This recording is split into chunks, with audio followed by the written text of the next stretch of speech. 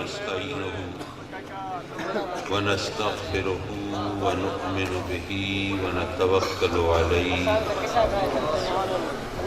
ونعوذ بالله من شرور أنفسنا ومن سيئات أعمالنا من يهده الله فلا مضل له ومن يضلله فلا هادي له ونشهد أن لا إله إلا الله وحده لا شريك له ونشهد أن سيدنا وسندنا ونبينا وحبيبنا وكريمنا ورؤوفنا ورحيمنا ومولانا وملجانا وماوانا محمدا عبده ورسوله أما بعد فأعوذ بالله من الشيطان الرجيم بسم الله الرحمن الرحيم والنجم إذا هوى صدق الله مولانا العلي العظيم وصدق رسوله النبي الأمين ونحن على ذلك لمن الشاهدين والشاكرين والحمد لله رب العالمين. میر محفل صدر مجلس خواجہ خواجگان حضرت خواجہ مخدوم سہیل حسن گیلانی دامت برکاتہ العالیہ، ذی وقار علماء کرام، ذی احتشام مہمانان گرامی اور مکرم و معزز حاضرین محفل، آج آپ نے میری آمد پر ایک بہت دلچسپ، بہت کیف آور اور بہت خوبصورت خطاب سماعت کیا۔ آپ کے ذوق کی تسکین کا سامان بھی تھا، کچھ تنوع اور تبدیلی بھی تھی، اور کہتے ہیں کہ man is the most versatile of all the animals, تمام جانداروں میں سب سے زیادہ تبدیلی کا خوگر اور تنوع پسند جاندار جو ہے وہ انسان ہے، یکسانیت سے بہت جلدی اکتا جانے والا۔ روز اگر آپ اس کو مرغ و ماہی پیش کریں، لذت کام و دہن کا سامان عطا کریں، تو خود قرآن گواہی دیتا ہے کہ من و سلوہ سے بھی طبیعت بھر جاتی ہے اور آدمی پھر لہسن پیاز کے چکر میں پڑ جاتا ہے۔ تو انسان تبدیلی کا خوگر ہے۔ ایسے میں الحمدللہ آپ کو بہت خوبصورت تبدیلی کا سامنا ہوا اور یقیناً آپ بہت محظوظ ہوئے۔ مجھے تو آپ روز سنتے رہتے ہیں، کوئی نئی بات نہیں ہے، لیکن میں چاہوں گا کہ میں صرف تقریر تک نہ رہوں، بلکہ کچھ باتیں جو نصیحت کے طور پر ہوں ہم ساتھ لے کے جائیں۔ جہاں تک معراج کا تعلق ہے، وہ تو میرے آقا کریم حضور علیہ السلام کی عظمت کا چمکتا ہوا نشان ہے۔ رب کائنات نے اپنے محبوب علیہ السلام کو وہ اعزاز بخشا جو کسی اور کا مقدر نہیں بنا۔ یہ آپ کی انفرادیت ہے، یہ آپ کا افتخار ہے، یہ آپ کا امتیاز ہے۔ حضرات محترم، جب بات ہوتی ہے معراج کی تو ہم جو کچھ بھی کہتے ہیں وہ اپنی عقل، اپنے گمان اور اپنی زبان کے دائرے میں رہ کر کہتے ہیں۔ مجبوری ہے ہماری، ہم اس سے آگے جا نہیں سکتے۔ مثلا لامکاں کی بات ہوتی ہے تو اب اس مقام کے حوالے سے نہ کیفیت کا ہم نقشہ کھینچ سکتے ہیں، نہ اس مقام کے بارے میں کچھ کہہ سکتے ہیں۔ یہ بات ذرا مشکل تو نہیں ہے، سادہ سی ہے، لیکن توجہ ضرور درکار ہے۔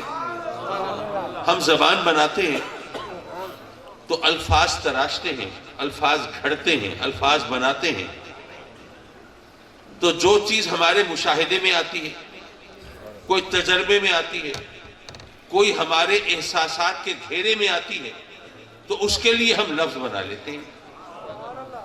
خوشی کا احساس ہوا تو اس کے لیے ہم نے کوئی لفظ بنا لیا، غم کا سامنا ہوا اس کے لیے کوئی لفظ بنا لیا، اگر مسکراہٹ اور قہقہے کی صورت ہوئی اس کے لیے لفظ بنا لیے، اگر سسکیاں اور ہچکیاں ہیں اس کے لیے لفظ بنا لیے، اگر کہیں عزت کی بات ہے اس کے لیے الفاظ ترتیب دے لیے، اگر کہیں ذلت و رسوائی ہے، ندامت و شرمندگی ہے، اس کے لیے ہم نے اپنی زبان کے اندر اضافہ کر لیا۔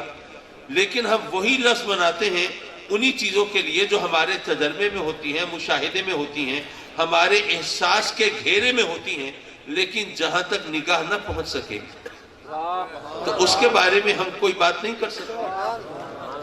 بھئی جو چیز کبھی دیکھی نہیں، کبھی سنی نہیں، کبھی محسوس نہیں کی، اس کے بارے میں کوئی لفظ کیسے بنایا جا سکتا ہے؟ تو جو لامکاں ہے تو وہ تو ہمارے تجربے مشاہدے سے بالا تر ہے نا، تو اس کے لیے ہم کوئی لفظ نہیں بنا سکتے۔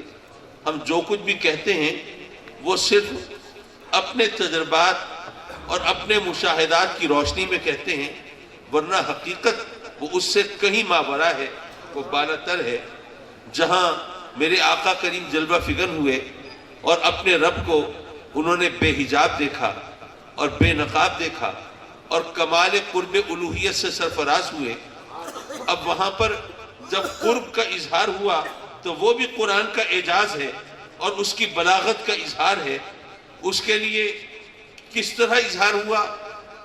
فَكَانَ قَابَ قَوْسَيْنِ أَوْ أَدْنَىٰ، اب دو کمانوں جتنے قریب ہوئے۔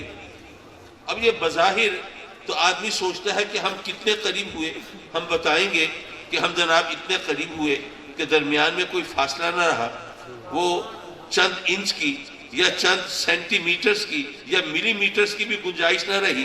لیکن جہاں پر فاصلے کی یہ پیمانے بیکار ہیں، جہاں پر میلوں میں، کلومیٹرز میں، انچوں میں، فٹوں میں، سینٹی میٹرز میں، ملی میٹرز میں فاصلے نہیں ناپے جا سکتے، وہاں آپ کیسے بتائیں گے کوئی کتنا قریب ہوا؟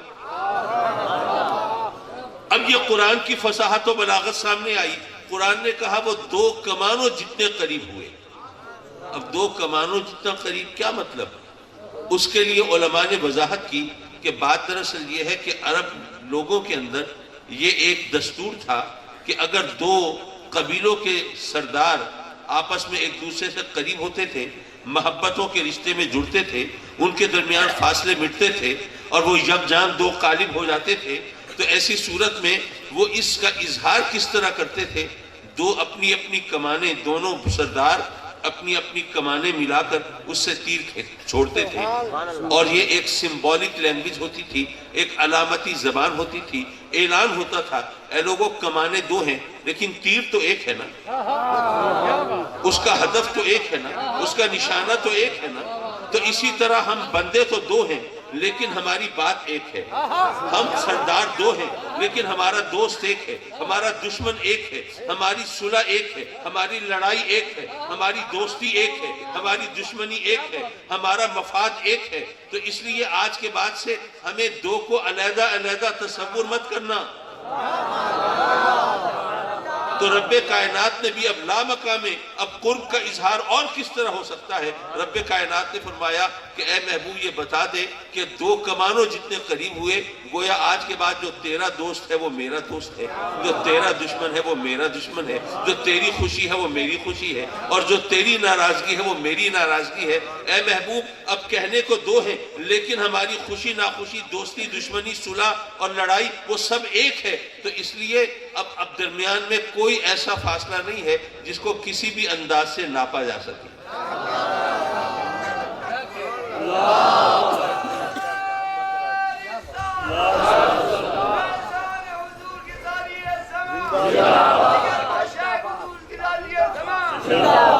حضرات مکرم، اگر آپ واقعہ معراج پر غور کریں تو اس میں نہ جانے کتنے ایسے پہلو ہیں جو ابھی ہماری توجہ کے طلبگار ہیں، ایک بات میں نے ظاہر ہے کہ یہاں آپ کے پاس اس شریف میں تو کئی برسوں سے ہر برس حاضری ہوتی ہے، اور تقریباً اپنے اوقات کے مطابق جو کچھ مجھے کہنا تھا وہ سب کچھ کہا جا چکا ہوگا، لیکن ظاہر ہے کہ وہ واقعہ معراج میں دوبارہ تو معراج نہیں کرا سکتا، اور اس کے اندر کوئی نئے پہلو اپنی طرف سے تو نہیں ڈال سکتا۔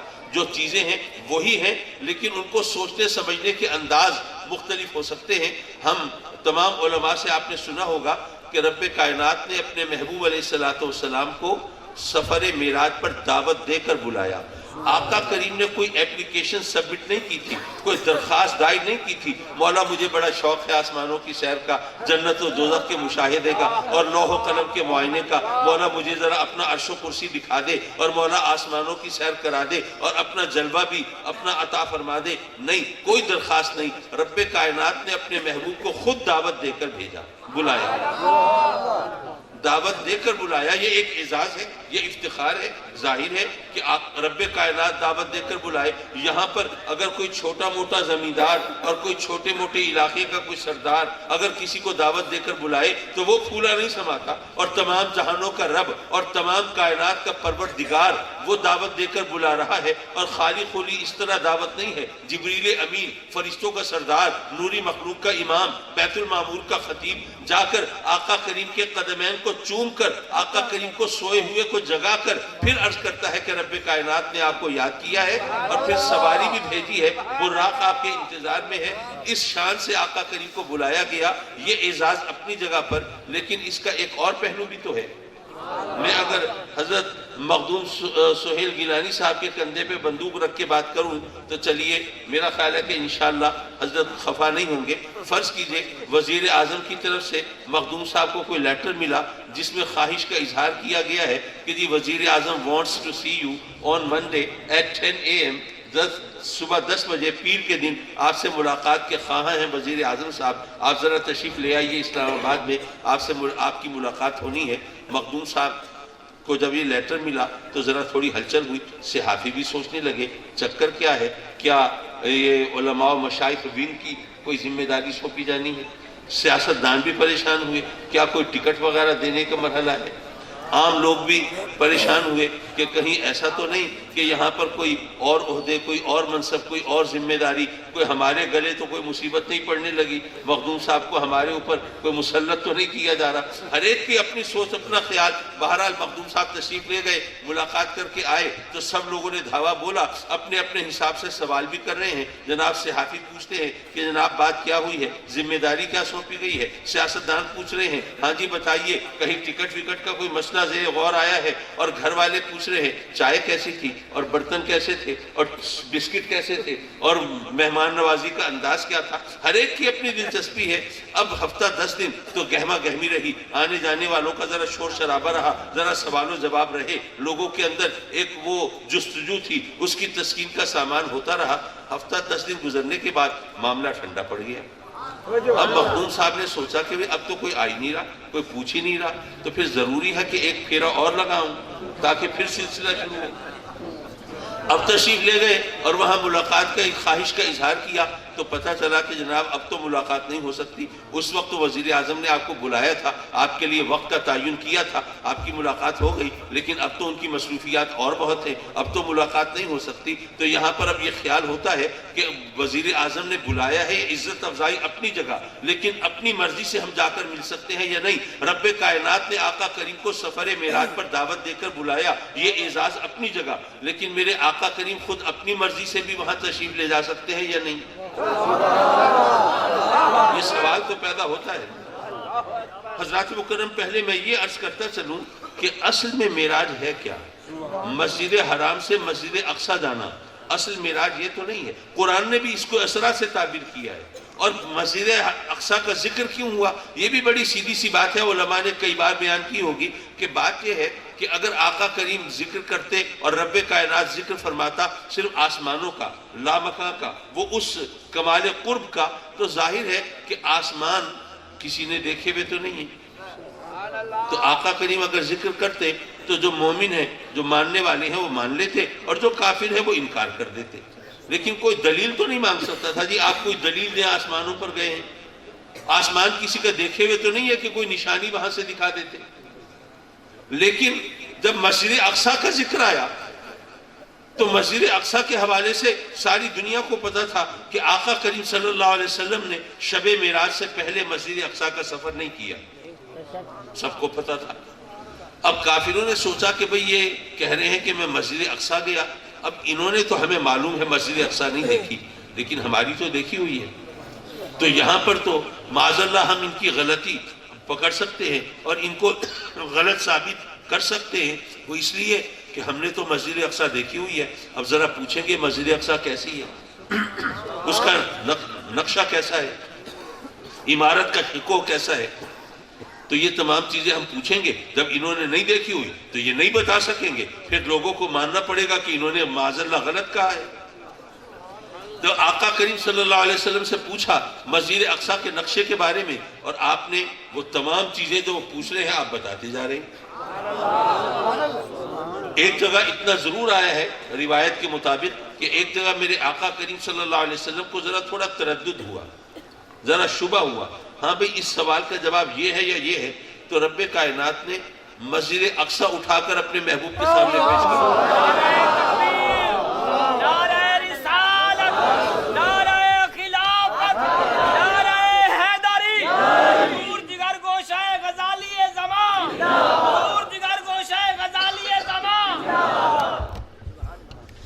حضرات مکرم جب کافروں نے سوال کیا مسجد اقصیٰ کی حیت کے بارے میں، نقشے کے بارے میں، عمارت کے بارے میں، ماحول کے بارے میں، تاثر کے بارے میں، اور آقا کریم نے سب کا جواب دیا، تو گویا ثابت ہوا کہ میرے آقا کریم مسجد اقصیٰ سے ہو کے آئے ہیں۔ اب اگر کوئی انکار کر رہا ہے تو صرف اپنی ضد کی وجہ سے، ہٹ دھرمی کی وجہ سے، ورنہ کوئی معقول وجہ نہیں ہے انکار کی۔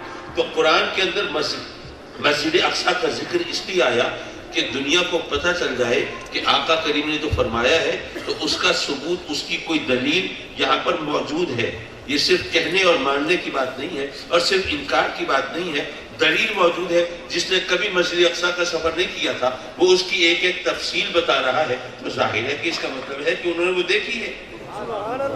حضرات مکرم اسی طرح مسجد اقصیٰ سے آسمانوں کی طرف میرے آقا کریم تشریف لے گئے، ہمارا ایمان، لیکن یہ اس کو بھی بے شک احادیث کے اندر اس کو معراج اور عروج کے الفاظ سے تعبیر کیا گیا، لیکن اصل معراج جو ہے جس کو فقہا نے، علماء نے، مفسرین نے اعراج سے تعبیر کیا ہے، وہ ہے جو سدرہ سے آگے کا سفر ہے، جو عرش الہی سے آگے کا سفر ہے، وہ سفر جہاں کے بارے میں عرض کر رہا تھا کہ ہمارے پاس الفاظ نہیں ہیں اس کیفیت کے اظہار کے لیے، اس مقام کی تفصیلات کے لیے، وہ کیونکہ ہمارے تجربے اور مشاہدے میں ہے نہیں تو ہم نے کبھی کوئی لفظ وہاں کے لیے بنایا ہی نہیں۔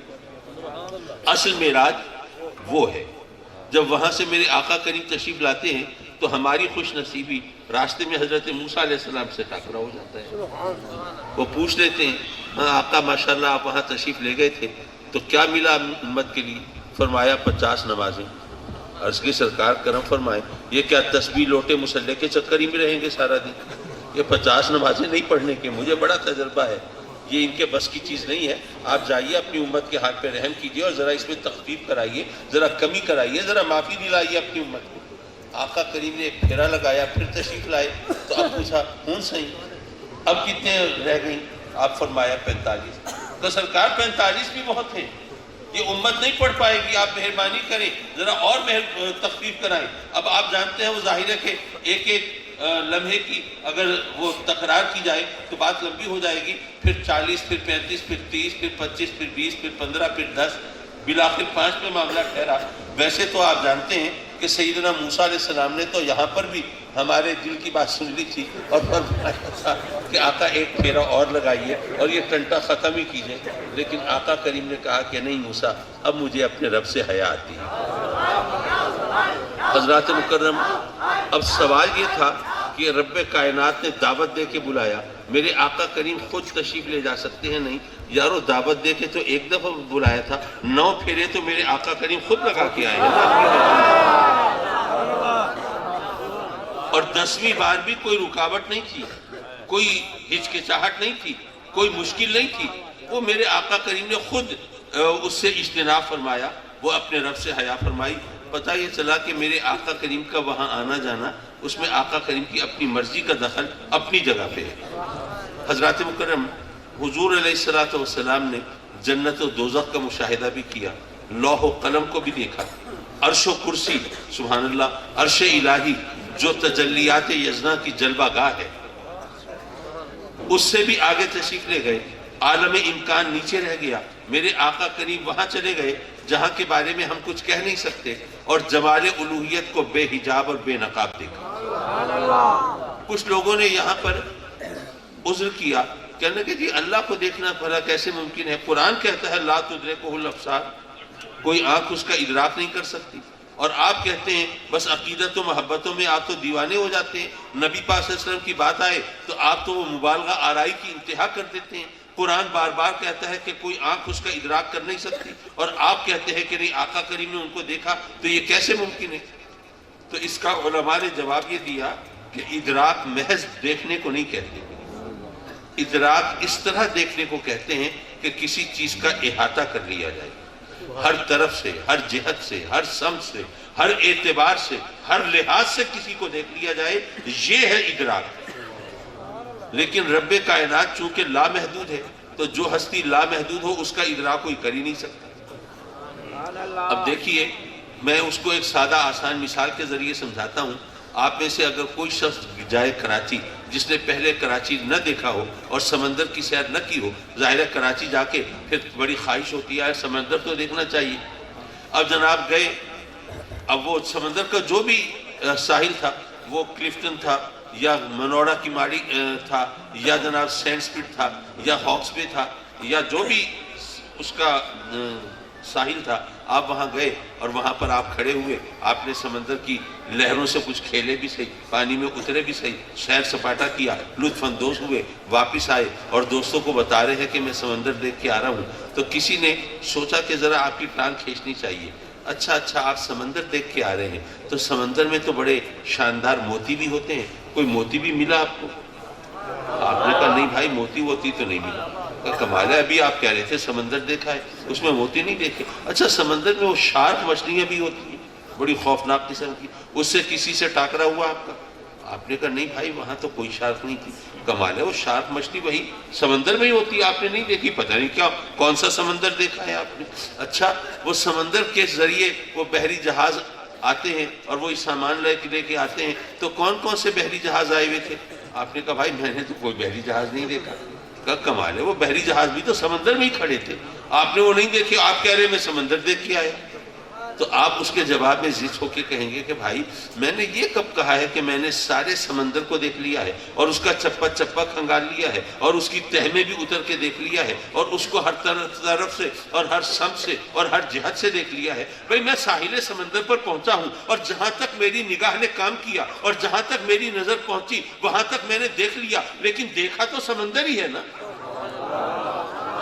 تو یارو یہ ہم کب کہتے ہیں کہ رب کا احاطہ کر لیا ہے اور اس کو نگاہوں میں سمو لیا ہے؟ نہیں، جہاں تک آقا کریم نے آپ دیکھ پائے اور جہاں تک رب کائنات نے دکھانا چاہا وہاں تک دیکھ لیا، لیکن دیکھا تو اپنے رب کو ہی ہے نا۔ اور پھر آخر قیامت کے دن بھی تو رب کائنات کا دیدار ہوگا نا، عام مسلمانوں کو بھی ہوگا۔ تو اب عام مسلمانوں کو بھی ہوگا۔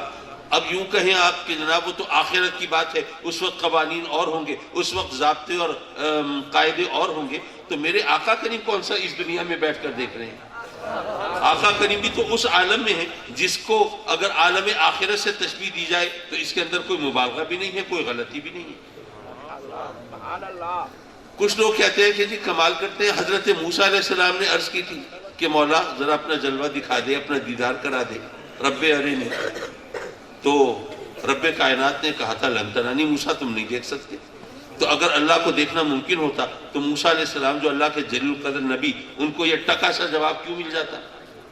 اس پر علماء نے کہا کہ آپ سمجھے ہی نہیں، یہ سوال و جواب تو دراصل اس بات کی دلیل ہے کہ اللہ کو دیکھنا ممکن ہے۔ اگر اللہ کو دیکھنا ممکن نہ ہوتا تو حضرت موسیٰ علیہ السلام اگر کسی محال چیز کی دعا کرتے تو رب کائنات کی طرف تو سرزنش ہوتی، تنبیہ ہوتی، پوچھا جاتا کہ موسیٰ تمہیں بھیجا ہے میں اپنے بندوں کی ہدایت کے لیے، رہنمائی کے لیے، ان کو بتانا ہے صحیح کیا ہے غلط کیا ہے، ان کو بتانا ہے جائز کیا ہے ناجائز کیا ہے، ان کو بتانا ہے کہ انہیں مجھ سے کیا سوال کرنا چاہیے کیا نہیں کرنا چاہیے۔ اگر تم خود الٹے سیدھے سوال کرو گے اور جو مانگنا ممکن نہیں اگر تم وہ مانگو گے تو پھر تم اپنی امت کو کیا سبق دو گے؟ کیا تمہیں یہی درس دے کے بھیجا ہے؟ اللہ کی طرف سے سرزنش ہوتی، تنبیہ ہوتی، کوئی ڈانٹ ڈپٹ نہیں ہوئی، کوئی سرزنش نہیں ہوئی۔ صرف رب کائنات نے یہ نہیں کہا کہ اے موسیٰ مجھے دیکھنا ممکن نہیں، فرمایا موسیٰ تم نہیں دیکھ سکتے۔ تو ظاہر ہے کہ یہاں پر رب کائنات نے گویا بتایا کہ اے موسیٰ مجھے میرا اس طرح دیدار جب تک کہ قیامت کے دن یہ میرا دیدار میرے عام لوگوں کے لیے نہیں کھلتا، اس سے پہلے میرا دیدار صرف میرے محبوب کے لیے خاص ہے۔ وہ ابھی تمہاری خواہش اپنی جگہ، تمہارا اضطراب اور بے چینی اپنی جگہ، لیکن ابھی تو میرا محبوب دیکھے گا تبھی بات آگے بڑھے گی، اس سے پہلے ممکن نہیں ہے۔ تو حضرت موسیٰ علیہ السلام کا یہ سوال یہ تو دراصل اس بات پر مہر لگا رہا ہے کہ اللہ کو دیکھنا ممکن ضرور ہے۔ اگر ناممکن ہوتا، اگر محال ہوتا تو پھر تو یہ جناب اللہ کے نبی کی شان کے لائق نہ ہوتا کہ وہ ایسا سوال کرے جو شرعاً جائز ہی نہیں ہے، جو شرعاً محال ہے۔ حضرات مکرم میں اس کو ایک اور انداز سے بھی دوستوں کو سمجھایا کرتا ہوں۔ دیکھیے فرض کیجئے آپ کا وہ 3-4 سال کا بچہ ہے، آپ مہینے کا راشن خریدنے کے لیے نکلے۔ ویسے آج کل پتہ نہیں اس مہنگائی میں مدینے کا راشن لینے کی ہمت کچھ لوگوں میں ہوتی ہے یا نہیں ہوتی، جو بھی ہے بہرحال ایک مثال ہی دے رہا ہوں، بات سمجھا رہا ہوں۔ مہینے کا راشن لینے کے لیے نکلے، بچے نے ضد کی کہ بابا میں بھی ساتھ جاؤں گا۔ آپ کی بیگم نے بھی سوچا کہ چلو تھوڑی دیر کے لیے جان چھوٹے گی بچے سے، اس کو اور ہلہ شیری کی کہ جناب ہاں لے جائیں نا، بچہ اتنے منت کر رہا ہے اور اتنے پیار سے آپ کے ساتھ چلنے کو کہہ رہا ہے۔ چلیے آپ نے بھی کمر ہمت باندھی، بچے کو ساتھ لے کے چل پڑے۔ جو بھی آپ راشن لے سکتے تھے آپ نے لیا، کچھ دالیں بھی لی، آٹا بھی لیا، چاول بھی لیا، صابن بھی، تیل بھی، جو ضرورت کی چیزیں تھی لے لیا۔ وہ جو آپ کی باسکٹ تھی، وہ جو ٹوکری تھی، وہ سب بھر گئی۔ اب واپسی کا سفر کیا، راستے میں بچہ ضد کرنے لگا، بابا یہ ٹوکری میں اٹھاؤں گا۔ اب آپ کو پتا ہے ٹوکری بھاری ہے، اٹھا سکتا نہیں، بچہ ہے چھوٹا، لیکن بچے تو بچے ہوتے ہیں، وہ ضد میں آ گیا نہیں میں اٹھاؤں گا۔ اب عام طور پر ہمارا طریقہ یہ ہوتا ہے کہ ہم نے آؤ دیکھا نہ تاؤ اور 2 جھانپڑ لگائے بچے کو، میں نے کہہ دیا نہیں اٹھا سکتا، خامخواہ ضد کر رہا ہے، جان کو آ گیا ہے، چل آرام سے۔ ماں نے بھی میرے ساتھ بھیج دیا، جان مشکل میں ڈال دی ہے۔ اب بچہ بیچارہ رونے لگے گا، بسورنے لگے گا، لیکن اگر باپ جو ہے سینسیبل ہے، سمجھدار ہے، تو وہ اس طرح مار پیٹ نہیں کرے گا۔ وہ کہے گا اچھا بیٹے آپ کہتے ہو آپ نے اٹھانی ہے باسکٹ، چلو یہ میں نے باسکٹ رکھ دی ہے زمین پہ، اب ذرا کوشش کرو دیکھو اٹھا سکتے ہو یا نہیں۔ بچہ ذرا 2-4 بار زور لگائے گا، اس سے نہیں اٹھے گی، پھر اس کی تسلی ہو جائے گی، پھر وہ ضد نہیں کرے گا، پھر وہ چیخے گا چلائے گا نہیں، پھر آرام سے چل پڑے گا اور اپنی ہار مان لے گا۔ حضرات مکرم جب رب کائنات کی بارگاہ میں حضرت موسیٰ علیہ السلام نے عرض کی کہ مولا ذرا اپنا جلوہ تو دکھا دے، تو رب کائنات نے تو اپنے محبوبوں کے لاڈ اٹھانے ہوتے ہیں نا، تو تنبیہ نہیں فرمائی، سرزنش نہیں فرمائی۔ ان کو کہا کہ موسیٰ تم دیکھ تو نہیں سکتے، لیکن چلو تمہارا اصرار ہے تو ایسا کرو، یہ ایک درخت پر میں اپنی تجلی ظاہر فرماتا ہوں، تو تم ذرا اس کو دیکھو، میری ایک تجلی کتاب لا سکتے ہو تو آگے کی بات کرنا۔ اگر یہیں پر معاملہ ختم ہو جاتا ہے پھر تمہیں پتہ چل جائے گا کہ تم نے جو سوال کیا ہے تمہاری کیپیسٹی کے مطابق ہے یا نہیں ہے۔ پھر رب کائنات نے جب اپنی تجلی ظاہر فرمائی اور حضرت موسیٰ علیہ السلام وہ غش کھا کے گرے اور وہ اس کی تاب نہ لا سکے، تو اس کے بعد پھر اپنے سوال سے دستبردار ہو گئے، دوبارہ اصرار نہیں کیا، نہیں مولا میں نے تو ضرور دیکھنی ہے، نہیں، وہ تسلی ہو گئی کہ اب یہ میرے امکان سے باہر کی بات ہے، میری قوت سے باہر کی بات ہے۔ حضرات مکرم یہ تمام باتیں سمجھنے کی ہیں، سوچنے کی ہیں، اور یہ بارہا کہیں بھی جا چکی ہیں، لیکن ہم ان کو بار بار بھلا دیتے ہیں، لیکن شاید یہ ان کی تکرار اسی لیے کی جاتی ہے کہ لوگوں کے ذہن نشین ہوتی رہیں۔ میں آپ کے صبر اور حوصلے کا زیادہ امتحان نہیں لینا چاہتا، لیکن جیسے عرض کیا تھا کہ ایک آدھ نصیحت ضرور کرنا چاہتا ہوں۔ میری والدہ نے ایک واقعہ سنایا تھا، انہوں نے فرمایا کہ ہمارے عزیزوں میں ایک صاحب تھے، بڑے صاحب ثروت تھے، دولت مند تھے، کھاتے پیتے تھے۔ پہلے وہ گورنمنٹ سروس میں تھے، پھر اس کے بعد وہ ریٹائر ہو گئے، کچھ عرصے کے بعد ان کا انتقال ہو گیا۔ تو چونکہ الحمدللہ بہت کھاتے پیتے تھے، تو ان کی بیوہ تھی اور ان کا ایک بیٹا تھا۔ سارے ان کا ترکہ انہی کے پاس تھا. تو ان کی جو اہلیہ تھی وہ اپنے بیٹے کو پڑوس میں ان کے کوئی گھر تھے، ٹوٹے پھوٹے گھر ہوتے تھے، تو کسی گھر کی طرف بھیج دیتی تھی، بیٹے آج ذرا فلاں گھر میں جاؤ، ذرا دستک دینا، جو بھی آئے اس سے کہنا کہ ہمیں تھوڑا سا نمک تو دے دیں. کبھی کہتی تھی اچھا بیٹے فلاں گھر جانا، ان سے کہنا ذرا تھوڑی دیر کے لیے ذرا ماچس دے دیں، ابھی ہم آپ کو واپس کر دیں گے. اسی طرح وہ بچے کو بھیجتی تھی. پہلے بچہ الجھتا تھا کہ ماما آپ کا مال کرتی ہیں، ہمارے پاس اللہ کا دیا سب کچھ ہے، یہ نمک، یہ ماچس، یہ چائے کی ذرا سی پتی، یہ منگوانا کوئی تک بنتی ہے اس کی؟ اور وہ غریب لوگ ہیں ان سے منگواتی ہیں آپ، تو مجھے تو بڑی شرم آتی ہے، آپ کیا کرتی ہیں؟ ماں بہلا پھسلا کے بھیج دیتی تھی. وقت گزرتا گیا، بچہ بڑا ہوتا گیا. ایک دن پھر جب ماں نے کہا کہ جاؤ فلاں دروازے پہ جاؤ اور فلاں چیز ذرا سا نمک مانگ لاؤ، تو بچہ الجھ پڑا، نہیں میں تو نہیں جاتا، یہ آپ نے عجیب مذاق بنایا ہوا ہے. اب جب دیکھا کہ بچہ ویسے نہیں مان رہا تو پھر اس کو سمجھایا. اس سے کہا کہ بیٹے ہم جب یہاں آپ کے والد کے انتقال کے بعد یہاں آئے اور یہ مکان لیا اور یہاں رہائش شروع کی، تو ہمارے آس پاس جو غریب لوگ ہیں یہ کبھی ان کو کسی چیز کی اگر ضرورت ہوتی تھی اور مانگ لیتے تھے تو ان کے چہروں پہ بڑی ندامت ہوتی تھی، بہت شرمندہ ہوتے تھے. مانگنا ظاہر ایک آدمی کے لیے آسان کام نہیں ہے. تو میں نے سوچا کہ کیا کیا جائے کہ ان کو مانگتے ہوئے ندامت نہ ہو. تو میں نے سوچا کہ اگر میں کبھی ان کے گھر سے کچھ نمک منگوا لوں، کوئی ماچس منگوا لوں، تو یہ سوچیں گے کہ بھئی یہ بھی تو مانگ لیتے ہیں ہم سے، تو ہم نے بھی اگر مانگ لیا تو کیا فرق پڑتا ہے. تو اب اگر کبھی ان کو کسی چیز کی ضرورت ہوتی ہے اور مانگنے آتے ہیں تو ان کے چہروں پہ شرمندگی نہیں ہوتی. اب میں بیٹے آج آپ سے کہہ رہی ہوں کہ آپ جا کے ذرا تھوڑا سا نمک لے آؤ، تو وہ خوشی خوشی نمک دے دیں گے. اور اگر آج رات میں سالن کا ایک ڈونگا ان کے گھر بھیج دوں گی تو کوئی یہ نہیں سمجھے گا کہ میں نے ان کو حقیر جان کے میں نے یہ خیرات کی ہے. وہ کہیں گے نہیں ہم سے بھی تو چیز مانگی تھی نا، خود بھیج دی تو کیا فرق پڑتا ہے. اس کو کہتے ہیں کہ چیریٹی ود ڈگنیٹی، یعنی وقار کے ساتھ کسی کی امداد کرنا، حسن سلوک کرنا. اور پھر میری والدہ نے بتایا کہ ان خاتون نے اپنے بیٹے کو یہ بھی سمجھایا کہ یہ طریقہ میں نے تمہارے اپنے والد سے سیکھا ہے. وہ کیسے؟ وہ اس طرح کہ وہ جب آپ کے والد کی ریٹائرمنٹ ہوئی تو ان کے جو کولیگز تھے وہ اتنے ویل آف نہیں تھے، اتنے کھاتے پیتے لوگ نہیں تھے، تو وہ دیہات کے رہنے والے تھے زیادہ تر، تو وہاں دیہات میں جا کے ٹھہر گئے.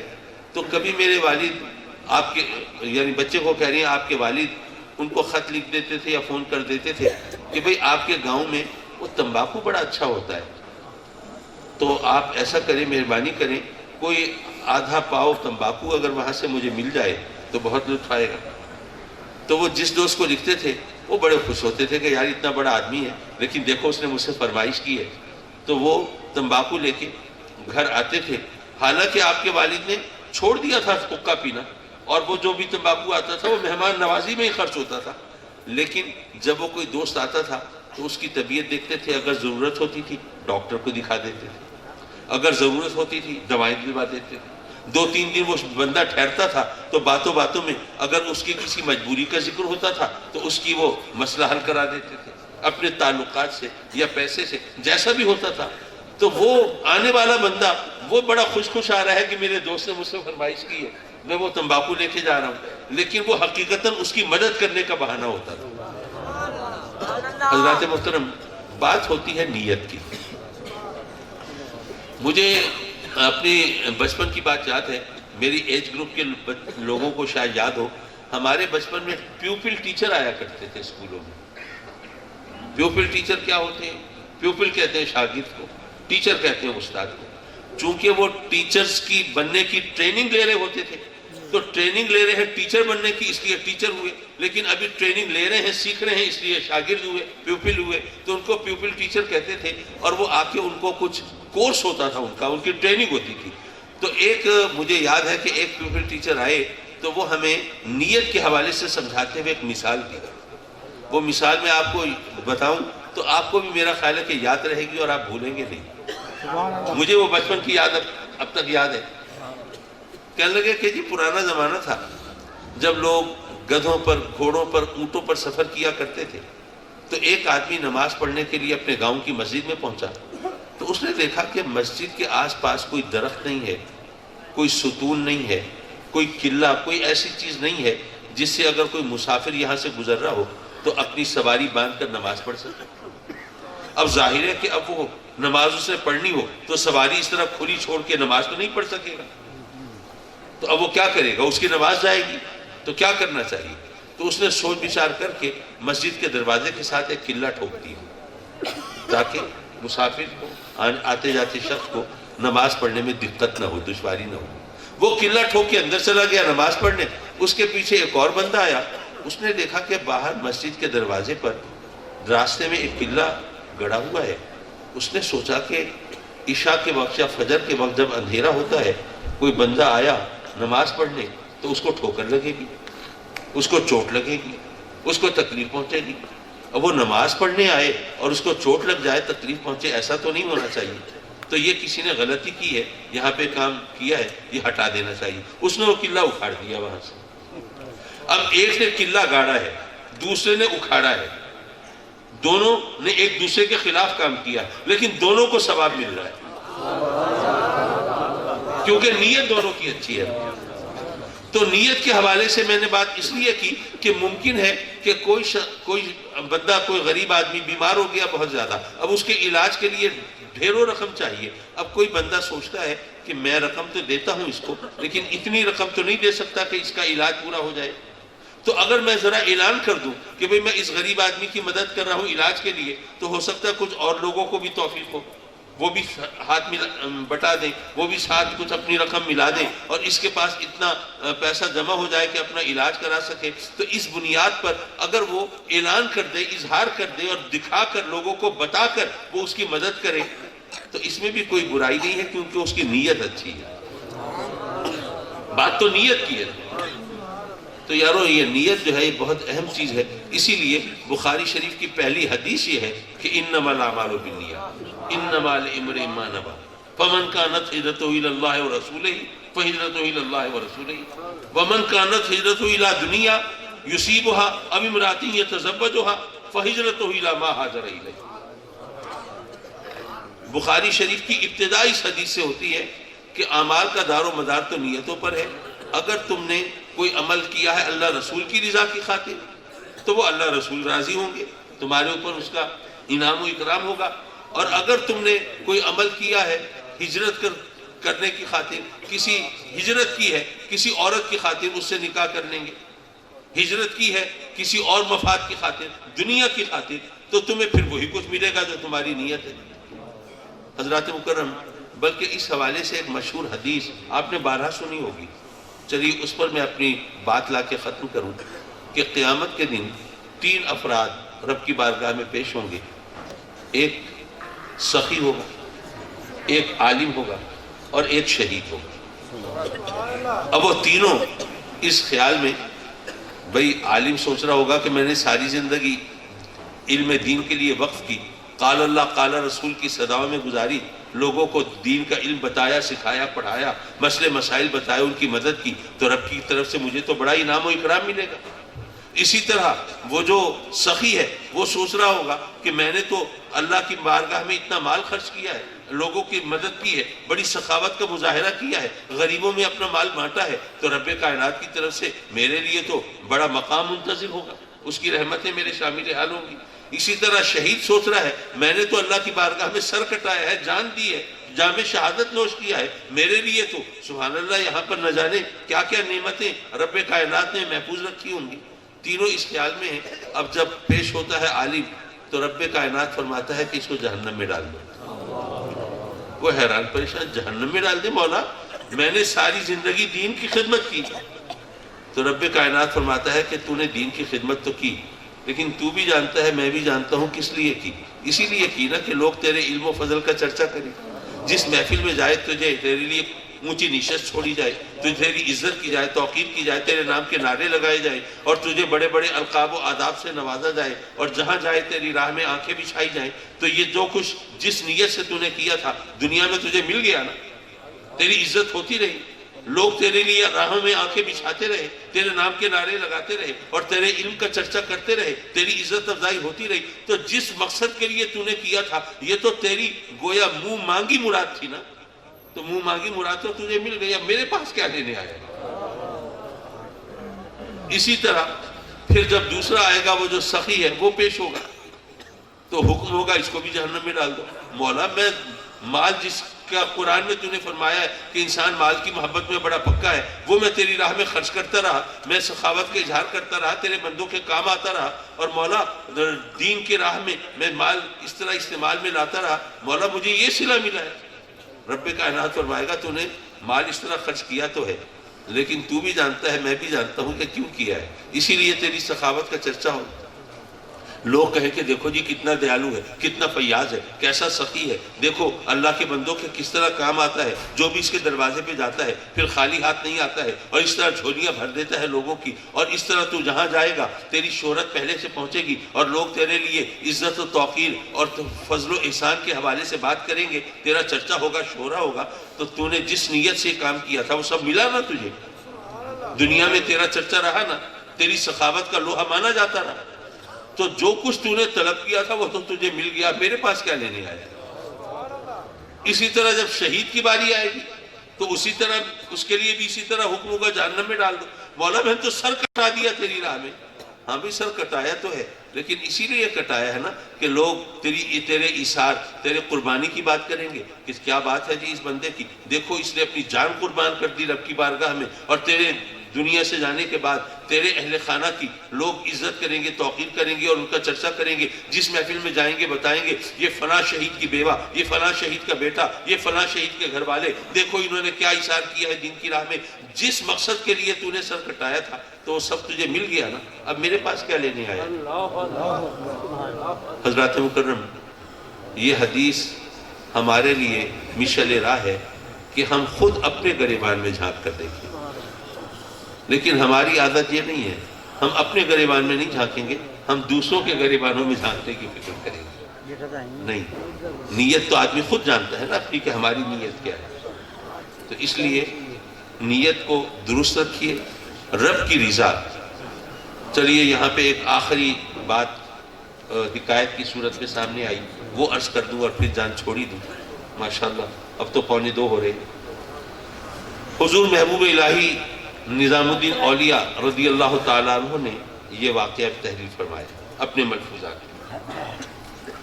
فرماتے ہیں کہ ایک اللہ والے تھے, اس سے لو لگانے والے. اچھا اس سے پہلے ایک وضاحت کر دوں, آج کل جو نوجوان ہیں نا ینگسٹرز, وہ سمجھتے ہیں کہ کھوٹا سکہ, کھرا سکہ یہ صرف محاوروں کی باتیں ہیں, کیونکہ انہوں نے دیکھے نہیں نا کھوٹے کھرے سکے, اب کوائنز کا دور ہی نہیں ہے, لیکن یہ حقیقتاً ہوتے تھے, ہم نے تو دیکھے. تو حضور محبوب الہی تحریر فرماتے ہیں کہ ایک اللہ والا تھا, اس سے لو لگانے والا, پیگے بڑھانے والا, اس کے قرب کے درجات طے کرنے والا. تو فلاں شہر میں رہتا تھا اور پیٹ پالنے کے لیے, روزی کمانے کے لیے دال روٹی کی چھابڑی لگاتا تھا.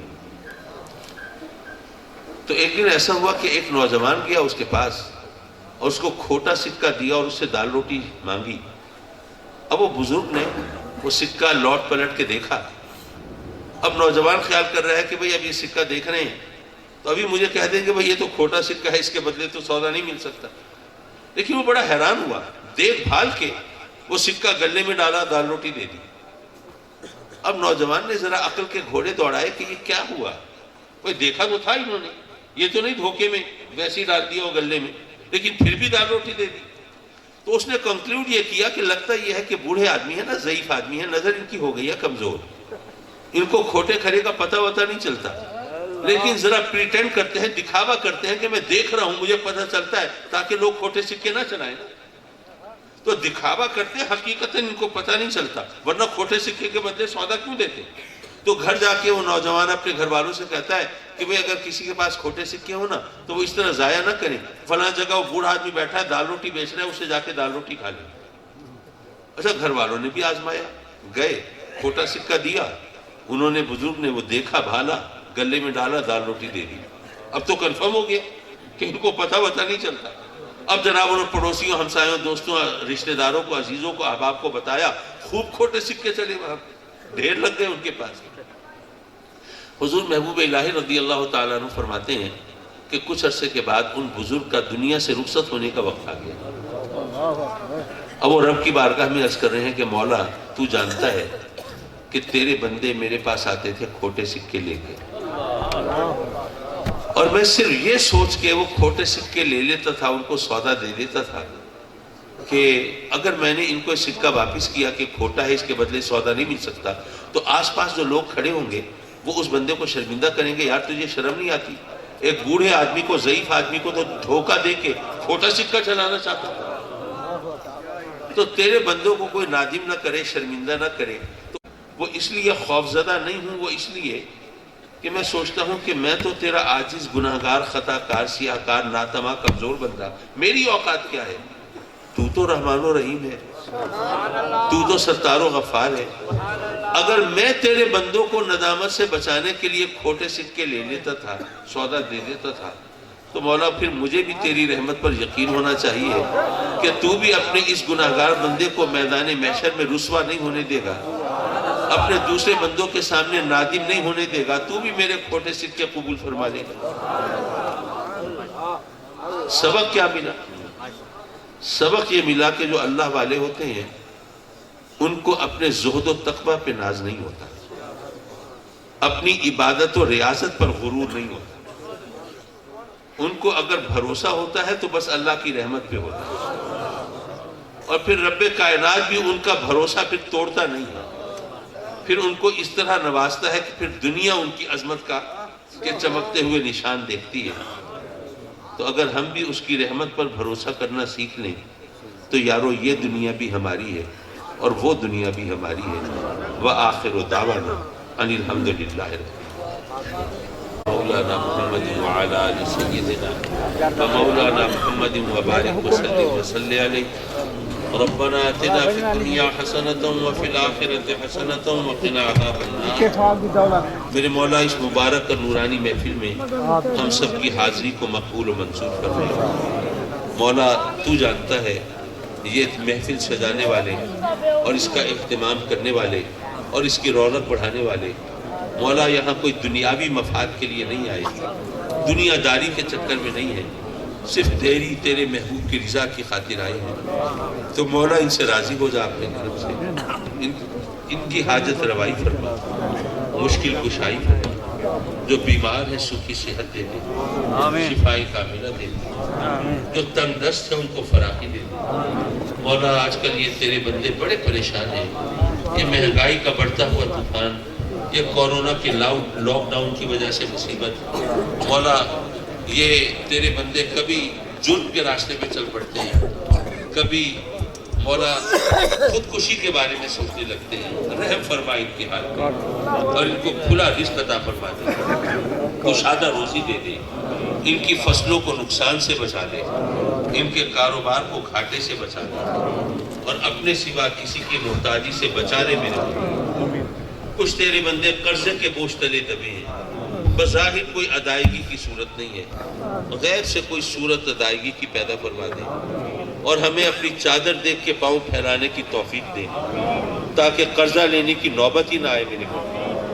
کچھ تیرے بندے مولا کریم اولاد کی نعمت سے محروم ہیں، نہ جانے کب سے دعائیں مانگتے ہیں، آنسو بہاتے ہیں، فریاد کرتے ہیں، اپنے کرم سے زندگی والی اولاد دے دے، خوش نصیب فرزند عطا فرما میرے مولا، اور جن کو تو نے اولاد دی ہے انہیں اولاد کے دکھ سے بچا لے، ہمارے بچوں بچیوں کو اپنے گھروں میں آباد کر دے۔